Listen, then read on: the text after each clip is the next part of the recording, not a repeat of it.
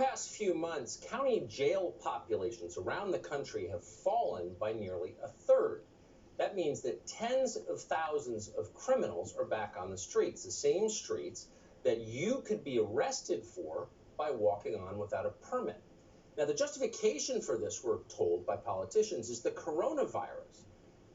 That justification is thrown out even though criminals are mostly young and at almost no risk of dying from the disease. But of course, containing the coronavirus is just an excuse. It's a convenient pretext. The real goal is emptying prisons permanently. In a recent piece for The New Yorker, Black Lives Matter co-founder Patrisse Cullors said this, quote, "Much of what we've been calling for pre-COVID-19, we're seeing it transpire at the local, state, and national level. This is a moment when we can collectively transform how our country relates to the most vulnerable."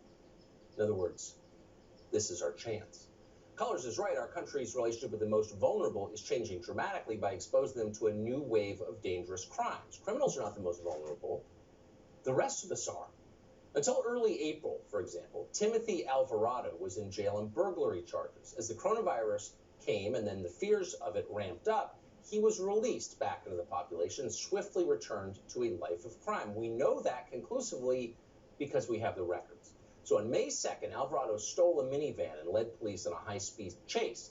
Officers caught him, but then instead of jailing him, they issued a citation and they released him.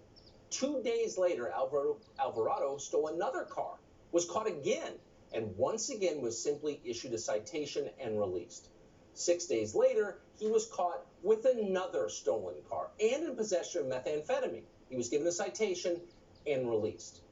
Alvarado promptly stole the exact same car a few days later. Same outcome again. Citation, released. Finally, on Saturday, what you knew was going to happen, happened. Alvarado was arrested after stabbing a man nearly to death. That's the allegation. At the same time Alvarado was embarking on his state-sanctioned crime spree, California gym owner Lou Uridel was arrested for trying to open his gym to patrons. He didn't steal a car, he didn't stab anybody, he didn't have crystal meth in his pocket. He tried to work. So that's the priority of the authoritarians now in charge. Criminals go free, you step out of line, and you're punished. Their priorities have never been clearer. On April 12th, New Jersey resident Constantini Apessos was criminally charged for the crime of, brace yourself, reading a book in a lifeguard stand on a beach with no one else on it. Meanwhile, state authorities were ordering the release of criminals convicted of crimes like failing to register as a sex offender, child endangerment, assaulting police officers. Almost immediately, one of those released prisoners, maybe more, we know one reoffended, but he won't be the last. In New York City, Mayor Bill de Blasio has warned citizens that police will pull them out of the water if they dare to go swimming. Meanwhile, in the month of April alone, about 1,500 inmates were released as an emergency measure. Within weeks, at least 50 had already been rearrested. Keep in mind, the vast majority of the thousands of criminals released over the past 2 months were at virtually no risk from the coronavirus. So most of the citizens who've been locked down for the past 2 months. But they are absolutely at risk, the law-abiding, from the criminals being unleashed upon them. As of yesterday, in Denver, Colorado, if you're under 30, you are precisely as likely to be murdered by a free prisoner as you are to die of the coronavirus. We're not exaggerating. Only one person, as of yesterday, under 30 had died of the coronavirus in Denver. And last week, police arrested Cornelius Haney for the murder of a 21-year-old woman. Haney was only 40 years old and convicted of robbery, but he was released to protect him from coronavirus. If only authorities cared anywhere near as much about protecting you and me. Heather McDonald has spent a lot of time writing on related topics. She's the author of the book, The War on Cops. We're happy to have her on tonight. Heather, as you are so good at doing, give us the overview. What is this about? It's not just some random response happening around the country. It's part of some larger vision. What's the vision? Well, it's a very bizarre moment, Tucker.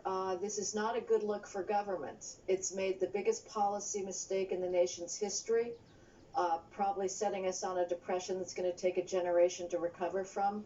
And rather than immediately reverse course as it becomes so apparent how unnecessary this shutdown is, it's arresting the law-abiding and letting the criminals go free.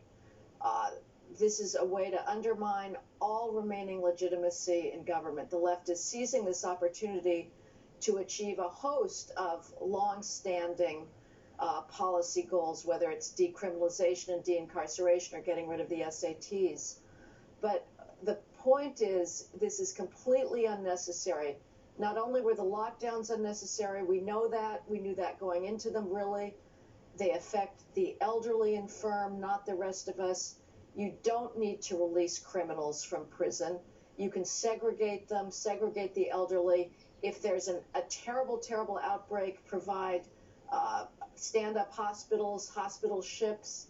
But what this really is about is trying to reverse the traditional order of who government protects and criminalize lawful commercial activity. Why? Why would you want to do that? That's so perverse. Is this, I mean, clearly this is an effort, if you take 3 steps back, to destroy society, because society is, I mean, defined by order. That's why we have a society, to maintain order. Why would people want to do that? I think there's such a deep hatred of American freedom, of prosperity, of capitalism, of law-abiding bourgeois values. And the left is seizing this moment. Pelosi has a federal jailbreak provision in the recent stimulus bill that the Democrats have put out. It is truly based on hatred, I think. And also, the longer we can go on with these economic shutdowns, the more dependent citizens you create.